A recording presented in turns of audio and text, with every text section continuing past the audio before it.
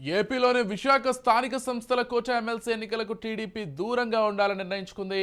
TDP అధినేత ముఖ్యమంత్రి చంద్రబాబు ఈ అనూహ్య నిర్ణయాన్ని తీసుకున్నారు. విశాఖ స్థానిక సంస్థల ఎమ్మెల్సీ ఎన్నికల్లో పోటీ చేయడం లేదని ప్రకటించారు. విశాఖ జిల్లా నేతలతో చర్చించిన అనంతరం చంద్రబాబు ఈ మేరకు నిర్ణయం తీసుకున్నారు. గత కొద్ది రోజులుగా పోటీలో నిలిపేందుకు ఆయన సమాలోచనలు చేశారు. ఆయనతో పాటు ఉప ఎన్నికల్లో పోటీ చేయాలా లేదా అనే విషయంపై కూటమి పార్టీలు తర్జన భర్జన పడ్డాయి. సరైన బలం లేకపోవడంతో చివరికి పోటీ నుంచి తప్పుకున్నాయి. వైసీపీకి మెజార్టీ సభ్యుల మద్దతు ఉండడంతో పోటీ చేయకపోవడమే మంచిదని నిర్ణయించారు. ప్రస్తుతం వైసీపీ నుంచి మాజీ మంత్రి బొత్స సత్యనారాయణ, స్వతంత్ర అభ్యర్థి షేక్ షఫీ పోటీలో ఉన్నారు. స్వతంత్ర అభ్యర్థి నామినేషన్కు ఉపసంహరించుకుంటే ఎన్నికలు ఏకగ్రీవం కానున్నాయి.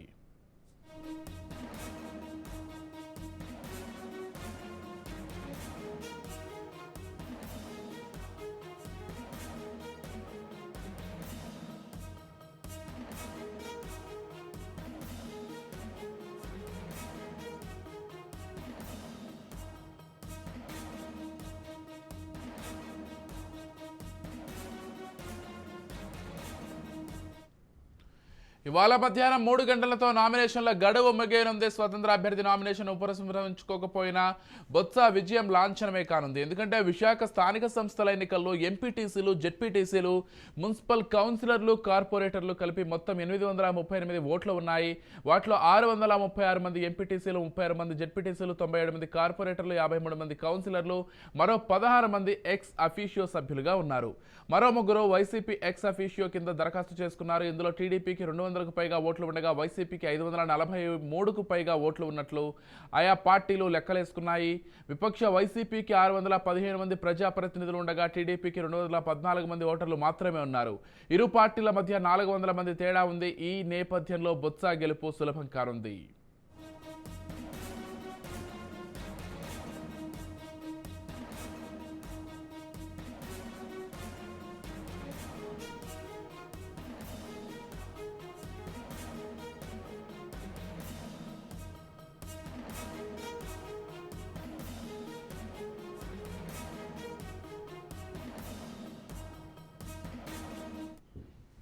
రైట్, ఇక ఇదే అంశానికి సంబంధించి మరింత సమాచారం ఇచ్చడానికి మా ప్రతినిధి శ్రీరామ్ ఫోన్ ద్వారా సిద్ధంగా ఉన్నారు. రైట్, చెప్పండి శ్రీరామ్, మొత్తంగా స్థానిక సంస్థల ఎన్నికలకు సంబంధించి టీడీపీ పక్కకు తప్పుకున్నట్లుగానే మనకు స్పష్టమవుతోంది. ఎందుకంటే అక్కడ వైసీపీకి కొంత బలం ఎక్కువ ఉండడంతో ఈసారికి అక్కడ ఎన్నికల్లో పోటీ చేయకపోవడమే మంచిదన్నట్లుగా చంద్రబాబు నిర్ణయం తీసుకున్నట్లుగా మనకైతే సమాచారం అవుతుంది. దానికి సంబంధించిన పూర్తి సమాచారం ఏంటి శ్రీరామ్? విజయ్, ఉమ్మడి విశాఖ జిల్లాకు సంబంధించి స్థానిక సంస్థల ఎమ్మెల్సీ ఎన్నిక ప్రస్తుతం ఏకగ్రీవంగా మారే అవకాశాలు అయితే కనిపిస్తున్నాయి. ముఖ్యంగా కూటమి తరపు నుంచి కూడా అభ్యర్థిని బరిలోకి దించాలని ఆ పార్టీకి సంబంధించిన నేతలు ప్రయత్నిస్తూ వచ్చారు. వారం రోజుల క్రితం చంద్రబాబు నాయుడు సమక్షంలో అమరావతిలో ఒక సమావేశాన్ని కూడా నిర్వహించారు. దీనికి సంబంధించి 6 సభ్యులతో ఒక కమిటీని కూడా ఆయన ఏర్పాటు చేయడం జరిగింది.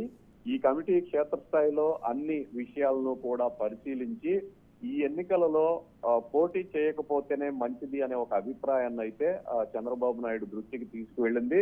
అయితే కొంతమంది మాత్రం ఈ ఎన్నికల్లో పోటీ చేద్దాము, ఎట్టి పరిస్థితుల్లో విజయం సాధిస్తామని చెప్పడం జరిగింది. అయితే పరిస్థితులన్నింటినీ అంచనా వేసిన చంద్రబాబు నాయుడు ఈ ఎన్నికలకు దూరంగానే ఉంటే మంచిది అని కమిటీ ఇచ్చిన నిర్ణయానికి ఆయన కూడా ఓకే చేసినట్లుగా తెలుస్తోంది. ప్రస్తుతానికైతే పోటీకి ఎవరిని నిలబెట్టడం లేదని అధికారికంగా కూడా ప్రకటించారు. అయితే ఎన్నికలకు ముందు అనకాపల్లి ఎంపీ టికెట్ ఆశించిన టీడీపీ నేత బైరా దిలీప్ చక్రవర్తి పేరు మాత్రం చివరి నిమిషం వరకు కూడా వినిపిస్తూ వచ్చింది. తాను ఈ ఎన్నికల వ్యవహారాన్ని అంతా చూసుకుంటానని, కూటమి అభ్యర్థిగా తాను నిలబడి విజయం సాధిస్తానని ఆయన నిన్నటి వరకు కూడా చెప్పడం జరిగింది. అయితే ఈ అన్ని అంశాలను పరిశీలించిన మీదట చంద్రబాబు నాయుడు ఈ నిర్ణయాన్ని తీసుకున్నారు. ఈ ఎన్నికల్లో పోటీ చేయటం మంచిది కాదనే అభిప్రాయానికి ఆయన వచ్చినట్లుగా తెలుస్తుంది. అదే విషయాన్ని విశాఖ జిల్లా సంబంధించిన నేతలకు కూడా చెప్పడం జరిగింది.